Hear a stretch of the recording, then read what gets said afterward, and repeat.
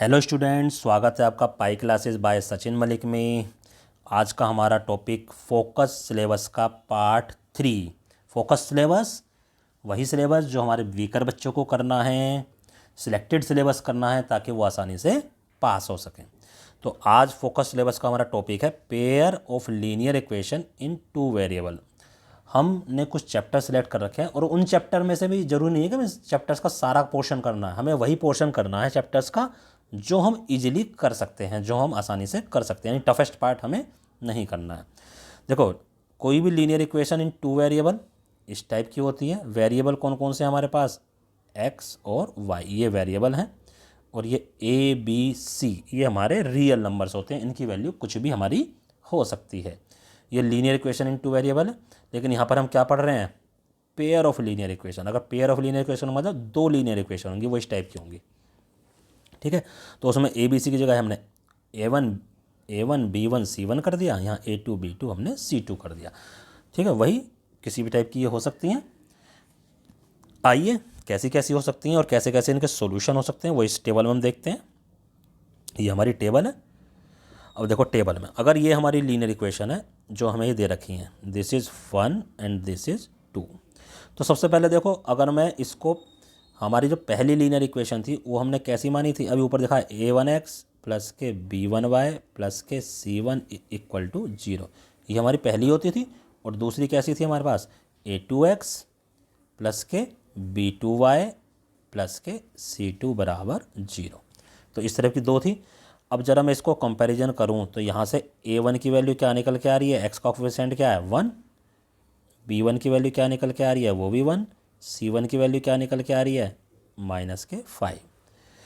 चलो जी, अब इस वाले में से A1 की वैल्यू क्या निकल के आ रही है 1, B1 की वैल्यू क्या निकल के आ रही है -1 और C1 की वैल्यू क्या निकल के आ रही है -5। अब हमने रेशियो निकाला A1/A2। ठीक है, A1/A2 हमने रेशियो निकाला तो 1/1, A1/A2। A1 की वैल्यू देखो क्या थी 1 और इसकी भी 1, 1/1 1 आ गया। ऐसे ही हमने B1/B2 निकाला और यहाँ पर हम C1/C2 निकालेंगे। इनकी वैल्यू रख दी B1 और B2 की 1 और -1, तो -1 हो गया और ये हमारा 1 हो गया। तो ये देखो, ये पहली दो वैल्यू अनइक्वल, यानी ये दोनों वैल्यू अनइक्वल। ठीक है, खाली अगर ये पहली दोनों वैल्यू हुई अनइक्वल आ जाएं तो ये हमारा कंपैरिजन बना अनइक्वल है। तो ऐसी जो लाइंस होती हैं, ये जो दो लाइंस हमें दे रखी थी, इनको हम बोलेंगे इंटरसेक्टिंग लाइन। और इनका जो ग्राफ होगा वो किसी एक पॉइंट पर कट करेगा, और एक पॉइंट पर कट करेगा तो इसको हम बोलते हैं यूनिक सॉल्यूशन। यूनिक सॉल्यूशन का मीनिंग है only and only one solution, यानी इन इक्वेशन का सिर्फ एक ही सॉल्यूशन होगा, चाहे आप किसी भी मेथड से उसको सोल्व कर लेना। और लाइंस कैसी होंगी, ये कंसिस्टेंट। जब हल निकलेगा, यानी जब सॉल्यूशन निकलेगा दो लाइंस का, तो वो कंसिस्टेंट जरूर होंगी। जब सॉल्यूशन नहीं निकलेगा तो वो इनकंसिस्टेंट होंगी। ठीक है, ऐसे ही दूसरा केस दे रखा है। ऐसे ही यहाँ से हम A1 B1 C1 A2 B2 C2 इनकी वैल्यूज निकाल लेंगे। फिर वही A1/A2, A1 की वैल्यू देखो यहाँ पर देखा जाए तो एक्स का कोफिशिएंट क्या है 1, तो 1/2 ये आ गई हमारे पास। ऐसे यहाँ 3/6 हो जाएगी, ये भी 1/2 आ गया। यहाँ -6/12 होगी, ये भी 1/2, यानी तीनों इक्वल आ गए। तो क्या आ गया, A1/A2 बराबर B1/B2 बराबर C1/C2, तीनों हमारे इक्वल आ गए। इनको हम बोलते हैं कोइंसिडेंट लाइंस। कोइंसिडेंट लाइन का मतलब समझते हो, पहली लाइन यानी इसका ग्राफ मान लो अगर ये लाइन आई है, तो जो दूसरी लाइन है उसका ग्राफ भी बिल्कुल इसी के ऊपर ही आएगा, हर बिंदु पर टच करते हुए। ठीक है, जब वो हर बिंदु पर टच कर रहा है तो उसके मैनी सॉल्यूशन हो गए, इनफाइनाइटली मैनी सॉल्यूशन। और इसको बोलेंगे क्या, कोइंसिडेंट लाइन। ये इसका ग्राफ है। अब क्योंकि सॉल्यूशन देखो, सॉल्यूशन यहाँ भी निकला, सॉल्यूशन यहाँ भी निकला, यहाँ पर ओनली एक सॉल्यूशन निकला, यहाँ मैनी सॉल्यूशन निकले, तो ये कंसिस्टेंट। जब तक सॉल्यूशन निकलता रहेगा तब तक लाइन्स हमारी कंसिस्टेंट रहेंगी। यही काम अब हमें तीसरे कंडीशन में दे रखा है, वही A1 B1 C1 A2 B2 C2 इनकी वैल्यूज निकालनी है। तो पहले A1/A2 1/2 आया, B1/B2 1/2, यानी पहले दोनों इक्वल आ गए और तीसरा अनइक्वल आ गया। देखो, पहले में तो पहले ही दोनों इक्वल हो गए, आगे तीसरा निकालने की जरूरत नहीं है। तीसरे में तीनों इक्वल आ गए, दूसरे में, तीसरे में क्या पहले दो तो इक्वल आएगा और तीसरा अनइक्वल। तो जब ऐसा आता है तो पैरेलल लाइन्स, यानी एक लाइन का ग्राफ ये आया तो दूसरी लाइन का ग्राफ या तो इधर आएगा या ऊपर आएगा, यानी पैरेलल ही आएगा, वो आपस में कहीं भी टच नहीं करेंगी। और जब तक ये टच नहीं करेंगी तब तक इनका सॉल्यूशन भी नहीं निकल सकता। जब सॉल्यूशन ही नहीं निकलेगा तो नो सॉल्यूशन, और जैसे ही नो सॉल्यूशन आ गया इनकंसिस्टेंट हो गई हमारे पास लाइन। ठीक है, इनकंसिस्टेंट कब होगा? जब नो सॉल्यूशन होगा। बाकी सब हमारा ठीक है। आइए अब करते हैं क्वेश्चंस। ये जो हमने ऊपर सीखा है ना, ये सब कुछ बेटा, ये जो सब कुछ अभी सीखा है हमने, इसका ध्यान रखना आप लोग, ऐसे नहीं काम चलेगा। ठीक है, चलिए अब करते हैं हम ये क्वेश्चंस करेंगे हम, अब इसमें ध्यान रखना। तो आइए, check whether the given pair of linear equation consistent और नॉट, कंसिस्टेंट है या नहीं है। और ये कैसे पता चलेगा? वो जो रेशियो है ना A1/A2, B1/B2, C1/C2, ये इससे पता चलेगा। चलो जी, इसको यहाँ से हम A1 की वैल्यू निकालते हैं। A1 की वैल्यू क्या आ गई? 2, x का कोफिशेंट। B1 की वैल्यू आ गई भैया 3, और C1 की वैल्यू हमें दिखाई दे रही है 7। यहाँ से हम A2 की वैल्यू 1, B2 की वैल्यू 2 और C2 की वैल्यू 3। ठीक है, ये जो A1 B1 होते हैं ये होते हैं एक्स और वाई के कोफिशेंट पहली लाइन में, A2 B2 होते हैं एक्स और वाई के कोफिशेंट दूसरी लाइन में, जो कांस्टेंट वैल्यू होती है ये C1 C2 होते हैं। ये निकल गया। चलो भैया इनकी वो निकालते हैं रेशियो। सबसे पहले A1/A2 यानी 2/1, ये आ गया 2/1 यानी कि 2। अब B1/B2 ये हो जाएगा 3/2। तो दोनों ही अनइक्वल हो गए, तो पहले दो से ही पता चल गया। और दोनों जब अनइक्वल होते हैं पहले दो, सबसे पहली condition unique solution. Unique solution का मतलब सॉल्यूशन तो निकला, एक हल तो निकला। जब भी यूनिक सॉल्यूशन होगा तो क्या हो जाएगा? Consistent. Consistent pair of lines या पेयर ऑफ इक्वेशन या पेयर ऑफ लीनियर इक्वेशन, कुछ भी लिख सकते हैं। तो कैसा आया इसका? ये कह रहा है कंसिस्टेंट है या नहीं। तो कंसिस्टेंट जब यूनिक सॉल्यूशन है तब भी आएगा, और जब मैनी सॉल्यूशन है तब भी आएगा। नाउ नेक्स्ट देखो बेटा, इस तरह का क्वेश्चन भी आ सकता है। ये कैसा क्वेश्चन है? ये है कि एक आपको जनरल एक लैंग्वेज दे रखी होगी, उस लैंग्वेज का यूज करके आपको इक्वेशन फॉर्म करनी होगी। कहता अमन के पास 50 रुपीज़ है। अब वो मार्केट गया, उसने कुछ पेन खरीदे, कुछ पेंसिल खरीदी उस 50 रुपीज़ में। ठीक है, जो पेंसिल की कॉस्ट थी वो हो गई 2 रुपीज़, पेन की कॉस्ट हो गई 5 रुपीज़। लेट नंबर, ठीक है, तो जो एक पेंसिल की कॉस्ट है 2 रुपये, हमने मान लिया let number of pencil x। तो x पेंसिल की कॉस्ट क्या हो जाएगी? 2x। एक पेन की कीमत है y, हमने नंबर ऑफ पेन मान लिए y, तो एक y पेन की कीमत क्या हो गई? 5y। और ये सारा अड़ंगा, ये जो सारी पेंसिल और पेन खरीदे हैं उसने कितने रुपये में खरीदे हैं? 50। यानी इन सबको जोड़कर क्या आना चाहिए? Equal to 50। यही आ गया हमारे पास, 2x + 5y = 50। ये हमारी इक्वेशन बन गई एज पर कंडीशन। आगे हमें कुछ नहीं करना, हमारा काम खत्म।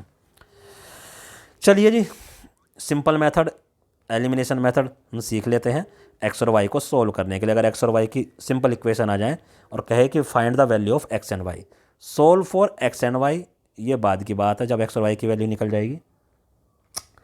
चलिए, ये दो इक्वेशंस हमें दे रखी हैं, इसको मैं थोड़ा सा ऊपर कर लेता हूँ ताकि एक बार में पूरा क्वेश्चन हम समझा दें आपको। देखो, ये इक्वेशन दे रखी है हमें, सबसे पहले ये और एक ये हमें देगी बनाएगी। यहाँ देखो एक्स का कोफिशिएंट क्या है, यहाँ एक्स का कोफिशिएंट है 3 और यहाँ है 2। सबसे पहले हमें कोफिशिएंट बराबर बनाना है। कैसे? एक दूसरे के कोफिशिएंट से मल्टीप्लाई कर दो, यानी नीचे 2 है तो ऊपर वाले को 2 से मल्टीप्लाई कर दिया, नीचे वाले को 3 से। इस लाइन को हम पूरे को 2 से मल्टीप्लाई करेंगे, क्या आया? 6x, 2y को मल्टीप्लाई करेंगे 4y, 11 को मल्टीप्लाई करेंगे 22, नीचे वाले को 3 करेंगे, ये आ गया 6x, ये आ गया 9y और ये आ गया 4। अब क्या करेंगे? हम इक्वेशन को घटाएंगे। क्यों? क्योंकि इन दोनों का जो कोफिशिएंट है वो प्लस का है। बराबर तो हो गया, प्लस का है। अब प्लस का है तो घटाना ही पड़ेगा, तभी तो काम चलेगा हमारे पास। अब हम इन दोनों इक्वेशन को घटा देंगे। तो घटाने पर ये सारे चेंज हो गए नीचे वाले। देखो, सब क्या के प्लस था, सब माइनस हो गए। 6x में से 6x गया, 0 बच गया। 4y में से 9y गया तो माइनस के 5y, क्योंकि 9y ज़्यादा बड़ा। और 22 में से 12 गया 10। तो इसके बाद हम क्या कर देंगे? y = 10/-5। ये 2 कट गया और साथ में माइनस भी है, तो y की वैल्यू आ गई -2। अब ये y की वैल्यू कहाँ रख दी हमने, इस वाली इक्वेशन में। देखो 3x + 2y बराबर 11, तो 3x + के 2y की वैल्यू -2 रख दी बराबर 11। यहाँ से क्या आएगा, 3x - 4, 2 और -2 मल्टीप्लाई करेंगे, -4 आ गया, 11। तो 3x 11 + 4, 3x 15, x = 15/3। देखो इतना काम छोड़ कर डायरेक्ट ये लिखा है, तो x की वैल्यू 5 आ गया। ये 2 वैल्यूज आ गए हमारे पास x और y की। इतना काम हो गया, कौन सा, ये वाला काम हो गया भाई, solve for x and y। अब कहता है जब ये काम हो जाए तब ये वैल्यू भी निकाल लो, इसमें क्या दिक्कत है।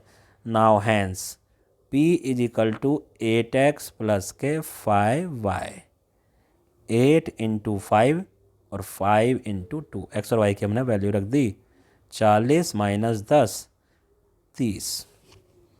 आ गई p की वैल्यू भी। तो p की ये हमने एक्स्ट्रा, इन्होंने एक्स्ट्रा जोड़ दिया था क्वेश्चन में, तो इस टाइप से हम ये वैल्यू भी आगे फाइंड आउट कर सकते हैं। बस यही एग्जांपल दे रखे हैं, अब प्रैक्टिस क्वेश्चन हैं। आइए, ये आ गए हमारे पास प्रैक्टिस क्वेश्चन। बेटा प्रैक्टिस क्वेश्चन देखो इस टाइप के जरूर आएंगे, के की वैल्यू फाइंड आउट करने वाले। और के की वैल्यू फाइंड आउट कैसे करनी है, कुछ ना कुछ आपको कंडीशंस दे रखी होगी। देखो फॉर व्हाट वैल्यू ऑफ के, ये 2 इक्वेशन दे दी, 1 2, रिप्रेजेंट कोइंसिडेंट लाइंस। बेटा कोइंसिडेंट लाइन जो मैंने अभी ऊपर टेबल सिखाई थी, कोइंसिडेंट लाइन कौन सी होती थी, जब एक लाइन के ऊपर ही दूसरी लाइन आ रही थी। तो इसका जो रेशियो वाला कंडीशन था, तो हम क्या लिखेंगे, इफ़ लाइंस आर कोइंसिडेंट। अगर लाइन हमारी कोइंसिडेंट हैं तो क्या था रेशियो, A1/A2 बराबर B1/B2 बराबर नहीं C1/C2। अब A1 B1 C1 कहाँ से निकले जी, ये तो यहाँ से निकलेगी। तो देखो यहाँ से A1 की वैल्यू 3, B1 की वैल्यू -1, C1 की वैल्यू 8, और बाकी वैल्यू यहाँ से निकलेंगी, A2 की वैल्यू 6, B2 की वैल्यू -k और C2 की वैल्यू -16। ठीक है, -16 नहीं बल्कि +16 हो जाएगी, क्योंकि ये इधर आके लिखेंगे, क्योंकि देखो जैसे इसमें लिखा हुआ वैसे ही, तो ये +16 हो जाएगी। रखो जी वैल्यूज़, 3/6 -1/-k और ये हो जाएगा 8/16। तो हम खाली इससे काम चला लेंगे, माइनस से माइनस कट गया, 3k = 6, क्रॉस मल्टीप्लाई कर लिया, k = 6/3 और k की वैल्यू क्या आ गई, 2। निकल गई k की वैल्यू। इसी टाइप से हम निकाल लेते हैं जो भी हमें कंडीशन दे रखी होगी। नाउ नेक्स्ट क्वेश्चन, इसमें भी k की वैल्यू निकालनी है। If have infinitely many solution. देखो या तो कोइंसिडेंट कह दो या इनफाइनाइटली मैनी सॉल्यूशन कह दो, एक ही बात है हमारे पास, हमें कोई फ़र्क नहीं पड़ने वाला, वही कंडीशन होगी। अब यहाँ भी ऐसे लिखोगे, if equations have infinitely many solution, ये कब होगा, ये भी वही होगा, A1/A2 B1/B2 and C1/C2 equal नहीं। ये A1 हो गया k/, और यहाँ पर A1 की वैल्यू यहाँ 1 हो गई 1, ऐसे अगले में 1/k और अगले में k/1। हम इससे काम चला लेंगे, k² = 1, k की वैल्यू क्या हो जाएगी, √, +-1, एक तरफ से स्क्वायर हटाया था तो +-1 लग जाता, k की वैल्यू आ जाएगी +-1। तो इस टाइप से ये वाला क्वेश्चन भी हमारा कंप्लीट। अब इसी टाइप से बाकी दोनों क्वेश्चन आप कर लेना बेटा, सब काम इसी काम से। देखो ऐसे यहाँ पर करना, यहाँ से इसमें से A1 B1 C1 निकाल लोगे, इसमें से A2 B2 C2 निकाल लोगे। Unique solution, if equation have unique solution, A1/A2 equal नहीं, B1/B2 इक्वल नहीं, C1/C2। यहाँ कंडीशन ये वाली लग जाएगी। तीसरा पैरेलल लाइंस में तीनों इक्वल होते हैं, A1/E2 B1/B2 और C1/C2। ये सारी A1 B1 C1 ये सब यहाँ से निकाल लोगे आप। ठीक है, चेक वेदर द इक्वेशन। अब यहाँ देखो, यहाँ तो कंडीशन दे रखी है, अब ये कह रहा कंसिस्टेंट है या नहीं है, जैसा पहला क्वेश्चन था। तो कैसे निकालेंगे, वही देखो, अगर हम यहाँ से निकालें, A1 1 है, B1 -1 है, C1 8 है, A2 3, B2 -3 और C2 12। तो A1 बटे A2 1/3, B1 बटे B2 ये भी -1 और -3 हो गया, तो ये हो गया। और C1 बटे C2 8/12 2/3। पहले दो बराबर हैं, तीसरा बराबर नहीं है। A1 बटे A2 बराबर B1 बटे B2 बराबर नहीं C1 बटे C2। कैसा होता था ये? कोइंसिडेंट लाइन है तो मैनी सॉल्यूशन, और कोइंसिडेंट लाइन का मतलब क्या है? कंसिस्टेंट। मैनी सॉल्यूशन आ गए ना, तो मैनी सॉल्यूशन का मतलब कंसिस्टेंट। कंसिस्टेंट हो गया, काम खत्म। नाउ नेक्स्ट, अब ये जो लास्ट एग्जांपल करा था ये उसके जैसा है हमारे पास। क्या था ये जो हमने लास्ट एग्जांपल करा था ना, एक्स और वाई के लिए सोल्व करना था। देखो यहाँ पर एक्स का कोफिशिएंट 2, यहाँ पर एक्स का कोफिशिएंट 3, बराबर ही नहीं है, ना वाई का कोफिशिएंट इक्वल है ना इसका। तो ये हमारी फर्स्ट इक्वेशन, ये हमारी सेकंड इक्वेशन। इसको 3 से मल्टीप्लाई करो, इसको 2 से मल्टीप्लाई करो। देखो ऊपर वाले को 3 से मल्टीप्लाई कर देंगे, 6x प्लस के 9y प्लस के 3 छंग 18, 3 चौक 12 और 1 13। ऐसे ही ये 9y है बेटा, 94 में समझ लेना इसको। इसको 6x प्लस के 10y और ये 148।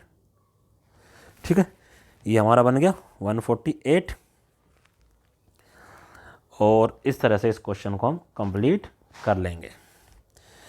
कैसे? माइनस माइनस माइनस घटा दिया, ये कट गया हमारे पास, ये आ गया -y, ये आ जाएगा माइनस के 10।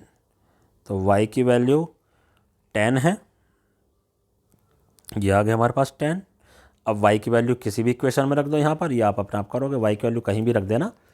y की वैल्यू 10 है, तो x की वैल्यू हमारे पास फाइंड आउट हो जाएगी।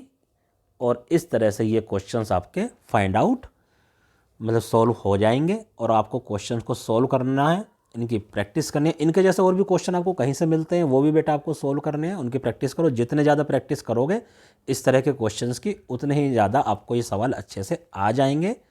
और इस तरह के जो 1-1 नंबर के 2-2 नंबर के क्वेश्चन आने हैं, फिर वो आपको छोड़कर नहीं आने हैं, और आप बड़े आसानी से देखना बेटा पास हो जाओगे, चाहे पेपर कैसा भी आए। तो आप प्रैक्टिस करते रहिए। धन्यवाद।